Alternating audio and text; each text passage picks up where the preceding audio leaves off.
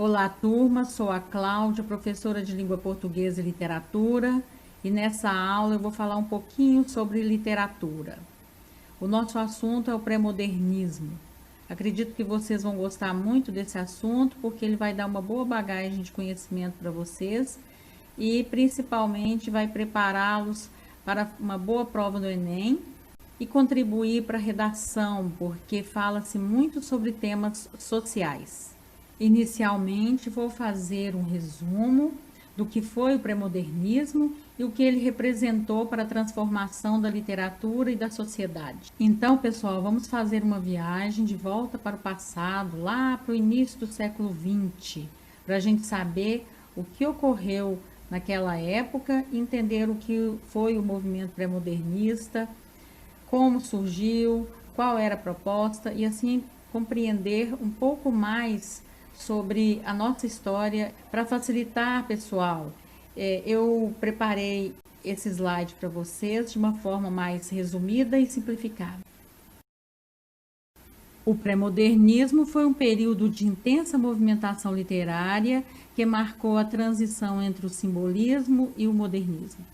Caracteriza-se pelas produções desde o início do século XX até a Semana de Arte Moderna, que aconteceu em 1922 no Teatro Municipal de São Paulo.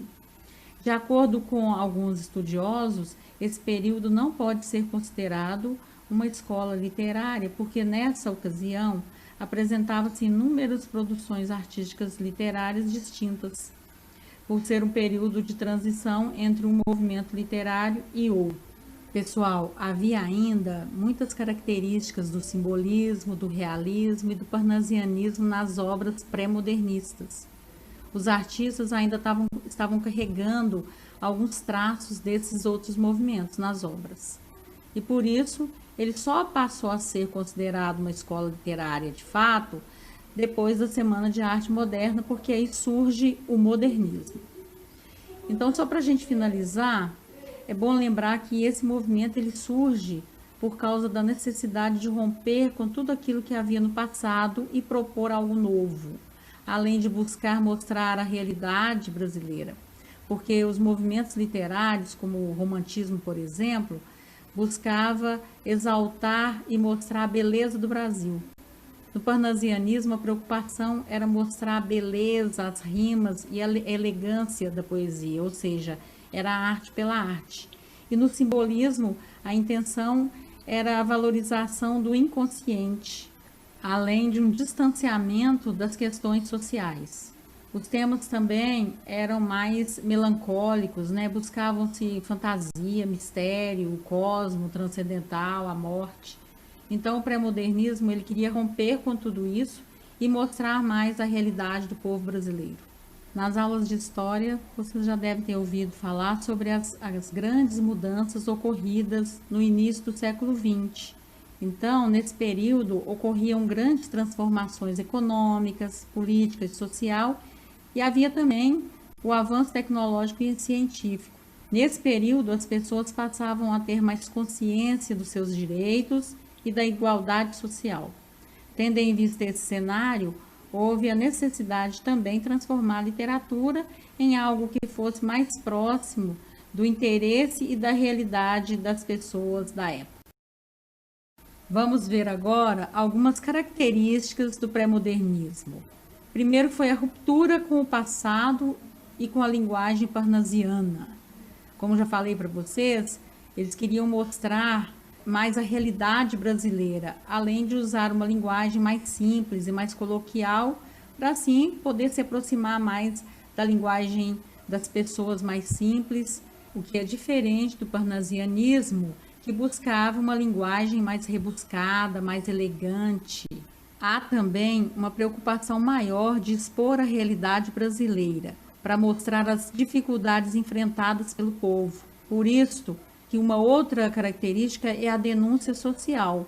A intenção é usar a literatura para denunciar alguns dramas sociais, como a miséria, a fome, a violência, o preconceito e a desigualdade social. Esses temas são muito relevantes na literatura desse período. Explora-se também o regionalismo e o nacionalismo, que buscam valorizar a cultura popular brasileira e mostrar as regiões mais abandonadas pelo poder público. As obras mostram personagens como o sertanejo, o caipira e o mulato, que são pessoas marginalizadas pela sociedade e abandonadas pelos governos. E os temas mais abordados são relacionados a fatos históricos, como política, questões econômicas e sociais, corrupção e o descaso do poder público, principalmente na região Nordeste, onde o abandono é maior. Bom, pessoal, agora nós vamos conhecer os principais autores desse movimento, o pré-modernismo. O Euclides da Cunha, de 1866 a 1909. Ele nasceu no Rio de Janeiro, foi escritor, poeta, ensaísta, jornalista, historiador, sociólogo, geógrafo, poeta, engenheiro. A gente observa que mesmo vivendo só até os 43 anos, ele teve uma vida profissional e acadêmica muito completa. Ele também viveu parte da vida dele em São Paulo. Lá ele trabalhou como jornalista no jornal Estado de São Paulo. Nessa ocasião ele foi convidado para cobrir os conflitos que ocorriam em Canudos, no interior da Bahia, em 1897. Pessoal, esse conflito que ocorreu em Canudos envolveu o Exército Brasileiro e membros da comunidade socio-religiosa liderada pelo religioso Antônio Conselheiro. Então, 5 anos depois, que o Euclides participou da cobertura desse conflito, ele publicou a obra Os Sertões, que é um relato histórico ficcional sobre os acontecimentos no Arraial de Canudos e a destruição do povo que lá residia. Na verdade, é uma literatura mista, que a gente chama de mista porque envolve relato histórico também. O Euclides da Cunha, ele escreveu várias obras, mas a principal obra dele foi Os Sertões, que é justamente a que vai relatar esses acontecimentos na região de Canudos. Ela foi publicada em 1902. O livro ele é dividido em 3 partes. A primeira é a terra. Nessa parte, o Euclides vai descrever o ambiente do sertão, o clima, o relevo, fauna, flora, o tipo de vegetação, o solo que é muito seco e infértil, que assola a região. Então, essa primeira parte é, na verdade, um estudo geográfico da região do Nordeste. A segunda parte do livro vai falar um pouco sobre o homem. Ele descreve, o sertanejo, a vida, os costumes. É um estudo antropológico e sociológico. A terceira e última parte vai falar sobre a luta do sertanejo por direito à terra. Por isso que ocorreu a Guerra de Canudos, que dizimou grande parte da população nordestina. Trata-se, então, do estudo historiográfico. Então, turma, eu super recomendo que vocês leiam um resumo dessa obra, que está disponível aí na internet. Além disso, tem o filme, é um filme nacional muito, muito bom. Ele tem mais ou menos 2h30 de duração, mas vale muito a pena assistir. É fácil de encontrar o filme disponível no YouTube, ok? Nosso próximo escritor agora, turma, é Afonso Henrique de Lima Barreto, mais conhecido como Lima Barreto. Ele nasceu no dia 13 de maio de 1881 e faleceu em 1922, que é muito interessante essas datas, porque 13 de maio lembra a data da abolição da escravatura e 1922, quando ocorreu a Semana de Arte Moderna. Então, são 2 curiosidades em relação à data de nascimento e de morte e o ano de morte dele. Ele morreu com 41 anos de idade. Ele foi um grande escritor brasileiro, publicou romances, contos, crônicas. Ele era descendente de escravos, então ele sentia na pele a exclusão social devido à origem dele. Então, só fazendo um resumo rápido da vida dele, além do alcoolismo, ele enfrentava também problemas de saúde. Ele chegou a ser internado em um hospício. Ele perdeu a mãe muito novo e o pai dele também tinha problemas mentais. A primeira obra dele foi Recordações do escrivão Isaías Caminha, Ela foi publicada em 1909, mas na verdade, Triste Fim de Policarpo Quaresma, que foi a obra dele publicada em 1915, é o preferido pela crítica literária. Em virtude da vida que ele levava, as obras dele traziam uma visão sempre muito crítica da sociedade brasileira, da vida dos moradores do subúrbio, a discriminação social e o preconceito racial.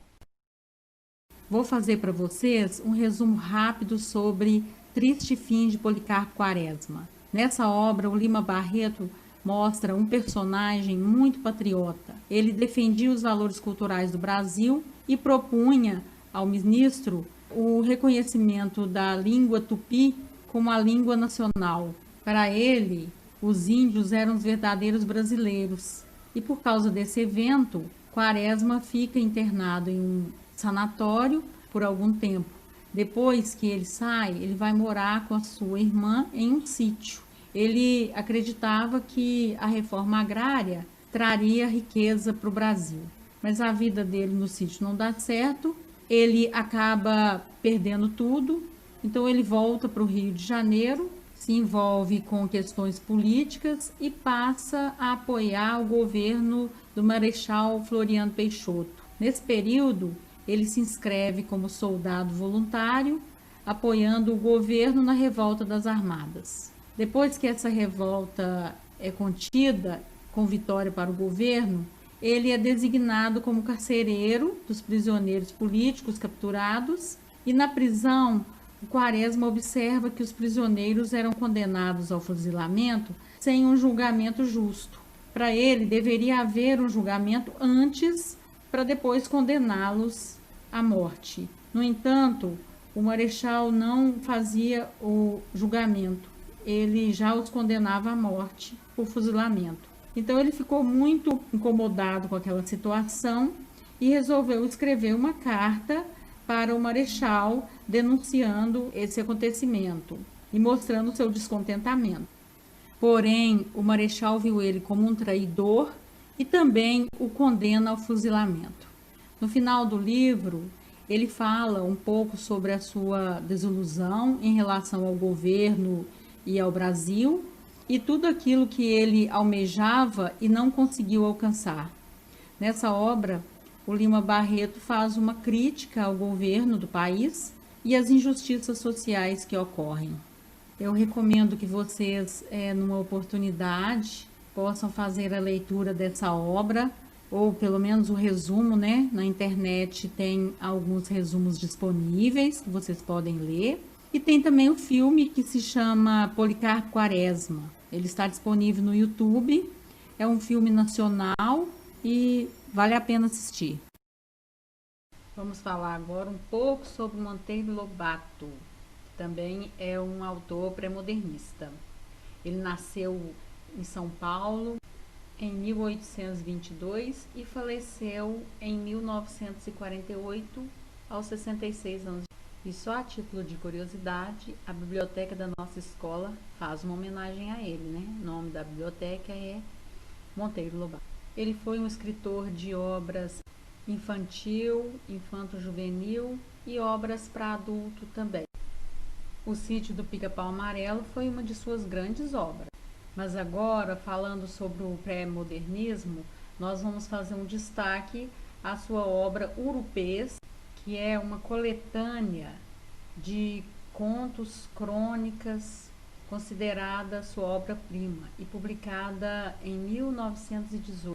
Nesta obra ele mostra uma visão mais crítica e realista do Brasil. Ele dá vida a uma das personagens mais marcantes e importantes da sua obra, que é o Jeca Tatu, um caipira acomodado a viver na miséria. Então, vamos conhecer um pouco sobre essa obra. Primeiro, vamos saber o significado da palavra urupês. É uma espécie de fungo parasita que fica no tronco das árvores. Urupês é um apelido do personagem Jeca Tatu porque ele estava doente, sem ânimo para o trabalho e ele vivia na lei do menor esforço, ou seja, ele não plantava nada, ele vivia apenas do que a natureza lhe dava. Por isso ele era considerado um parasita da terra. Ele era um caipira que vivia no Vale do Paraíba, em São Paulo. Era doente, vivia na mais extrema miséria, sem cultura, não tinha hábitos de higiene, ele tinha aparência desleixada, calcanhares rachados, era visto como um preguiçoso, um alcoólatra. Mas, na verdade, o Jeca Tatu estava doente com uma doença chamada amarelão, provocada por vermes. Nessa obra, o Monteiro Lobato ele propõe uma reflexão sobre essa doença que matava muita gente na época e faz uma denúncia do descaso do governo com um sério problema de saúde pública. Além disso, ele revela a situação de miséria do trabalhador rural e faz uma crítica à falta de saneamento público e à urgência de cuidados da saúde da população mais vulnerável da sociedade. Ele também fala um pouco sobre a ignorância do homem do campo, que é alheio aos acontecimentos do mundo e, por isso, se acomoda com a vida miserável que tem.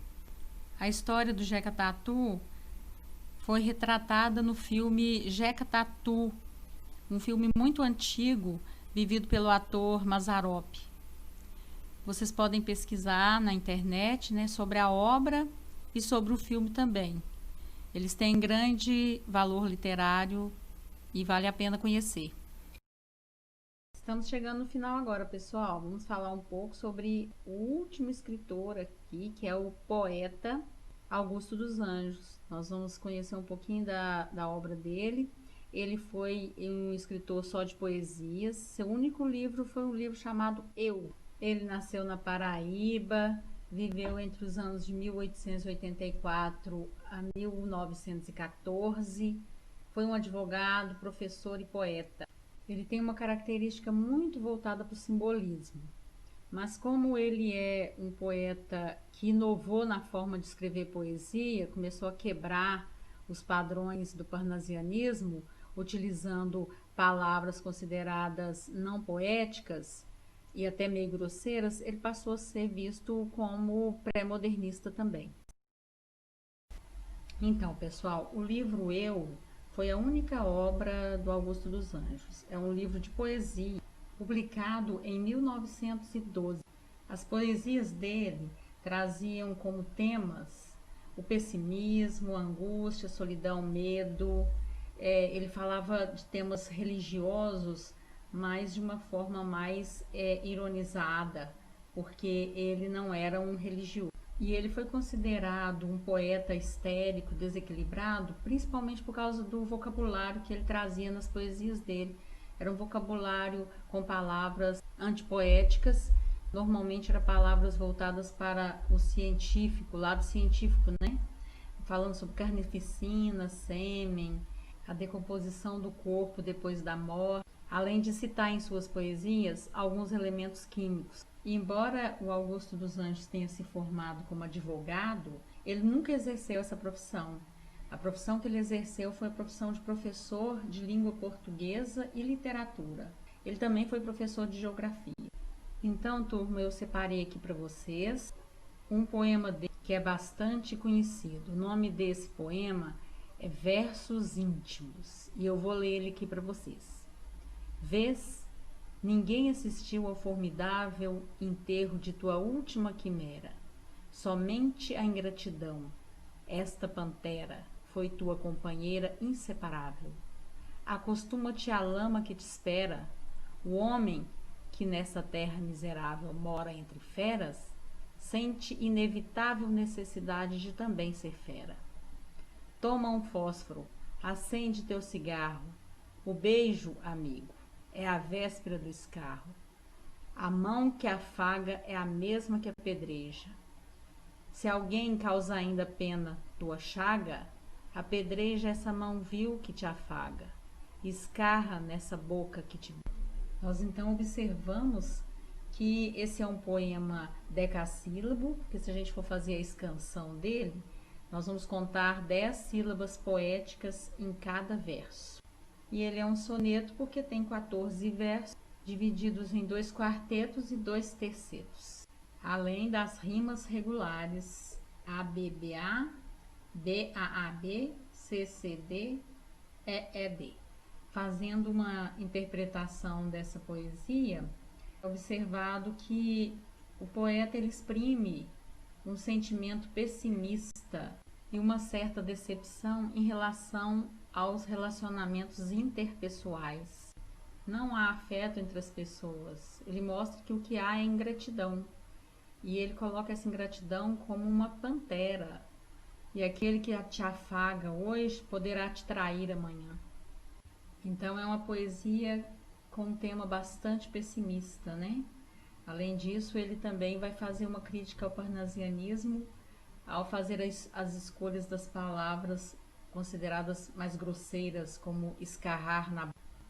Pessoal, só para a gente concluir, a poesia do Augusto dos Anjos, ela tem um valor literário muito, principalmente porque ela mostra a transformação da literatura que existia no passado e a literatura do início do século XX e toda a literatura que foi produzida no modernismo e as contemporâneas. É isso, turma. Eu espero que vocês tenham gostado. Eu produzi esse material com bastante carinho para vocês. É uma parte da literatura muito importante que não pode ser deixada de lado. Eu espero que vocês possam aproveitar bastante. Vou deixar uma atividade em formulário para vocês fazerem relacionadas a esse assunto, ok? Um grande abraço a todos e se cuidem!